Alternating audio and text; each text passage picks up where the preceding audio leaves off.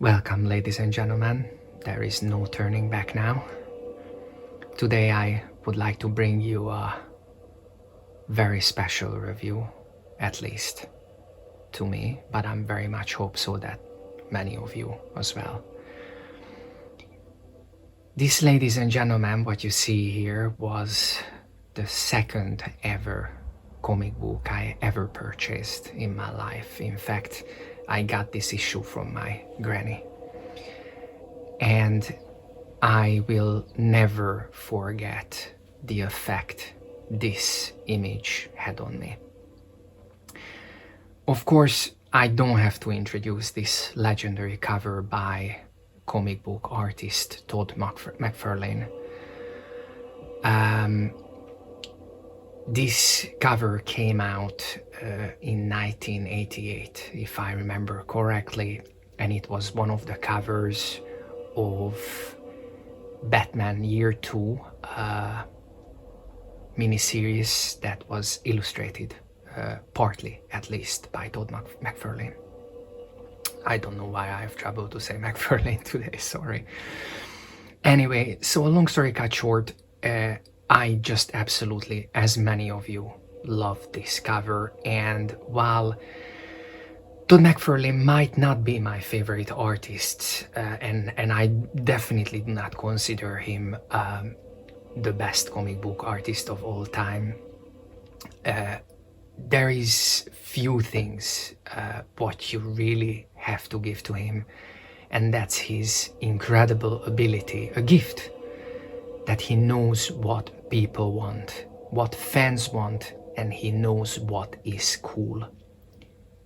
And basically that is the key to his success. Just look at this cover.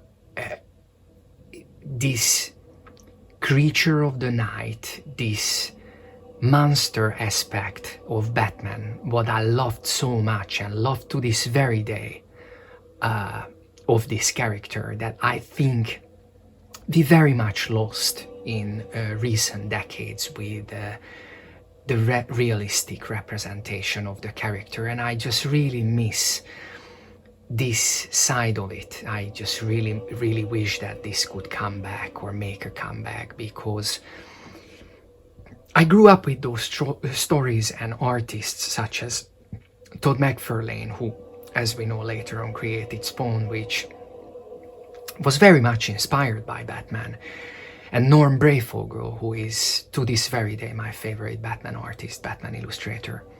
However, I just want to show you guys that this cover made such an effect on me, and sorry, let me just insert it here. As you guys can see, this is the Hungarian version of the cover, because some people who know this cover, but the original one, know that the sky on the original one was red behind Batman. This is a Hungarian version. As you can see, there is Hungarian writing on it, and this is still that comic book which resides here in my home in London, where I live now, and it's still with me, and I take it out time to time.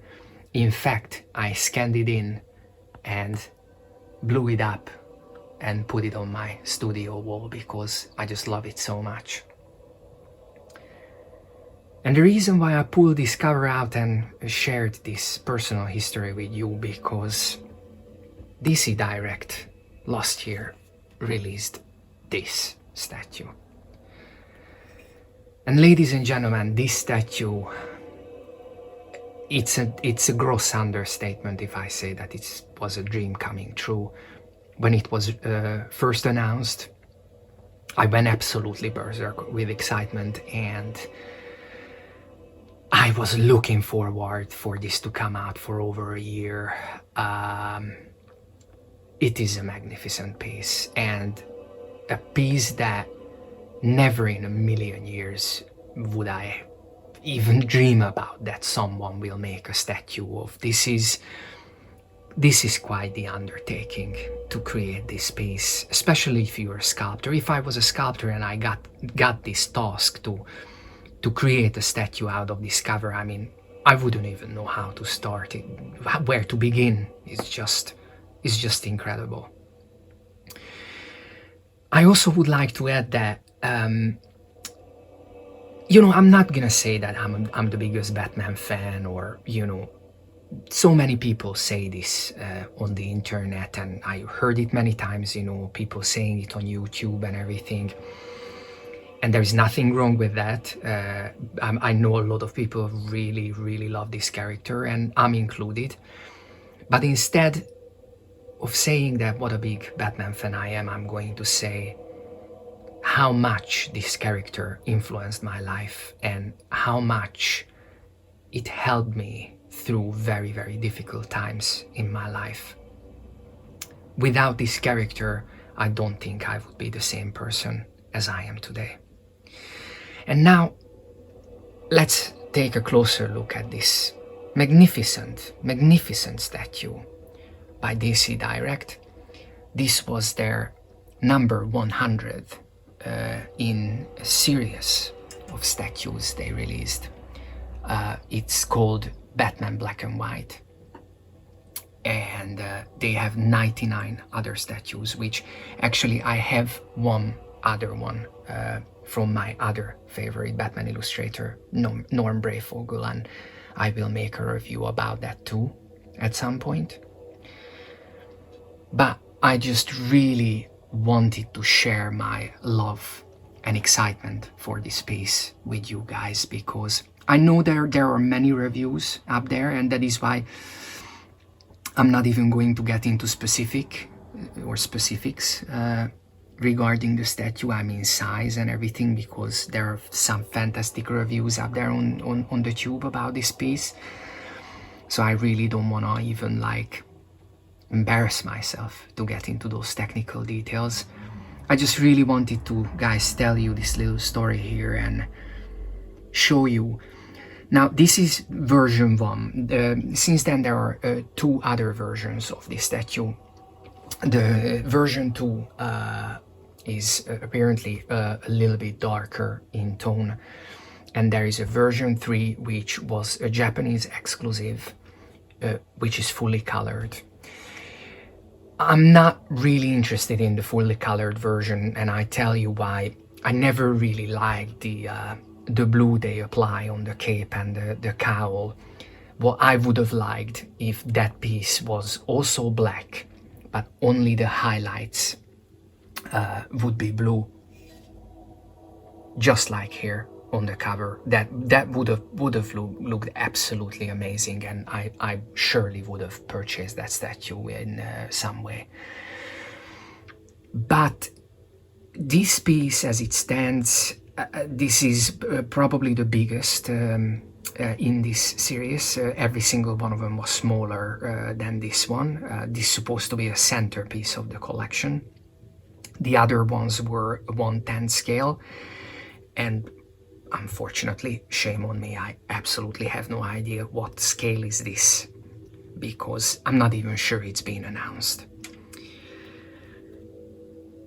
However, guys, I can only say this statue is an absolute masterpiece. I highly recommend it, and if you have not purchased it yet, and if you're a Batman fan, and if you're on the fence about even the version 2 edition, I implore you all to purchase it, because this first version sold out, and I've seen that's already going for like ridiculous amount of money. You will be able to purchase these on the secondary market, I'm absolutely sure, but you will definitely pay more. Todd Mcfarlane is just very, very popular, especially now, you know, coming back with his DC line. As you probably know, Mcfarlane Toys now acquired the DC line, so they're producing DC toys. And his figures and collectibles, and even his art in some perspectives, are having their renaissance. And anyway, I'm just rambling here. I just absolutely love this piece. This is at this point, and I do have my Andy Bergholtz sideshow Batman life-size bust as well, which so far was my #1 Batman collectibles. I must say, to me, this is it now. I absolutely love this piece. This is so nostalgic and the dream of a little boy who never ever thought that one day a company, who unfortunately since then went under, will produce a statue of this magnificent legendary cover and make it look this super cool.